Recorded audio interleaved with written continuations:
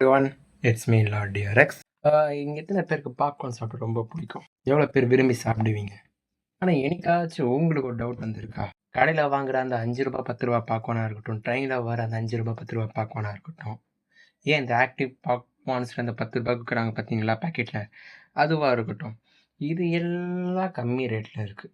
But why தேட்டரில் மட்டும் popcorn rate எதுக்கு இவ்வளோ அதிகமாக இருக்குன்னு உங்களுக்கு கேள்வி வந்திருக்கலாம். சில பேர் அதுக்குரிய கேள்விக்குரிய பதில் கூறிய அந்த பதிலை அந்த தேட்டர் ஓனர்ஸும் சொல்லியிருப்பாங்க. எதனாலனா நாங்கள் வந்து பில் கட்டுறோம், எலக்ட்ரிக் பில்லேருந்து எல்லாமே டேக்ஸ் கட்டுறோம். ஸோ நாங்கள் வந்து டிக்கெட் ரேட் ப்ரைஸுக்கு ஈக்குவலாக நாங்கள் அதுக்கு மேலேயும் நாங்கள் பாப்கார்ன் ரேட்டே விற்கிறோம் because of the flavour and taste சொல்லிக்கிறாங்க ஒரு தேட்டர் ஓனரும். பட் ஏன் இது வீட்டில் செய்யும் போதும் சரி, கடையில் வாங்கும் போதும் சரி ரேட் சீப்பாக இருக்குது? ஏன் இதில் இது தங்க மண்ணால் ஆன பாப்கார்னா, இல்லை இது வெறும் செம்மண்ணால் ஆன பாப்கார்னா? அப்படிலாம் இல்லை. இது வந்து பார்த்தா ஒரு பிஸ்னஸ் மைண்டடாக தான் இந்த பாப்கார்னை வந்து இது பண்ணாங்க. இந்த பாப்கார்னோட டோட்டல் டீட்டெயில் ஹிஸ்ட்ரி இந்த வீடியோ சொல்கிறேன், வாங்க வீடியோக்குள்ளே போகலாம். ஹே everyone, it's me Lord TRX.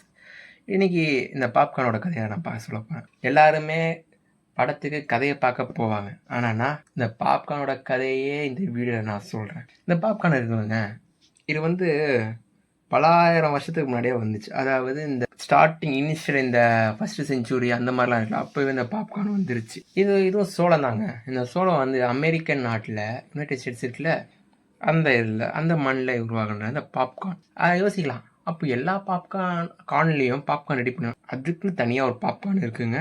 அந்த கார்னராக இந்த பாப்கார்னை ரெடி பண்ண முடியும் ஃபஸ்ட்டு. தென் இந்த பாப்கார்ன் எப்படி உருவாக்குனாங்க தெரியுமா? இந்த பாப்கார்னை வந்து பார்த்து இப்போ நம்ம ஸ்நாக்ஸாகவும் எல்லாமாவும் சாப்பிட்டுருக்கோம். என்டர்டைன்மெண்ட் பர்பஸ்னால் ஒரு ஸ்நாக்ஸ்னால பாப்கார்ன் ஆயிடுச்சு. ஆனால் அப்போது பசியை போக்குறதுக்காக பாப்கார்ன் இது பண்ணாங்க.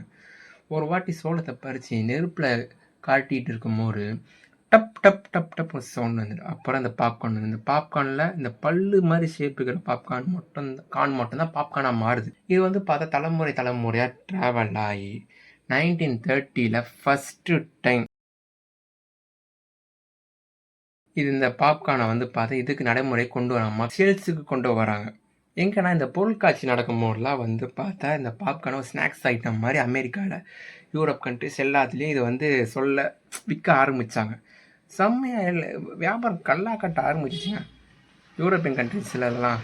அப்புறம் ஒரு யோசனை வருது, இந்த பாப்கார்னை நம்ம அடுத்த கட்டத்துக்கு கொண்டு போகணும்னு சொல்லி, சரி தேட்டரில் ஃபஸ்ட்டு வந்து அவங்க தேட்டரில் இது பண்ணலாம். அந்த தேட்டரில் அந்த பாப்கார்னோட கேரமல் ஸ்மெல்லும் அந்த ஸ்மெல்ஸ் எல்லாமே ரொம்பவே டிஸ்கஸ்டிங்காக பீப்புளுக்கு, அதாவது தேட்டர் ஓனர்ஸ்க்கும் சரி பீப்புள்ஸ்க்கும் சரி அப்போ இருந்துது. அப்புறம் யோசிச்சாங்க, இது அம்யூஸ்மெண்ட் பார்க்கு இதுக்கெல்லாம் இது ஓகே ஆகும், பட் தேட்டருக்கு ஓகே ஆகாது. பட் தேட்டரில் அந்த 1.5 மணி நேரம் 2 மணி நேரம் படம் பார்க்க வராங்க, அப்போ அவங்களுக்கு பசிக்கும்ல. அப்போ வந்து என்ன பண்ணாங்க, அந்த பாப்கார்ன் கடை ஓனர்லாம் விற்கிறாங்களா, அவங்களாம் தேட்டர் வெளியே நிற்பாங்க. நின்றுக்கிட்டு இந்த இன்டர்வல் டைமில் பாப்கார்னை வாங்கிட்டு அந்த கண்ட்ரியில் வந்து உள்ளே போவாங்க. அப்போ யோசித்தான் தேட்டருக்கு ஓனர்லாம் யோசிச்சானுங்க, நம்ம ஏன் வந்து ஒரு பாப்கார்னை நம்மளே இது பண்ணக்கூடாது.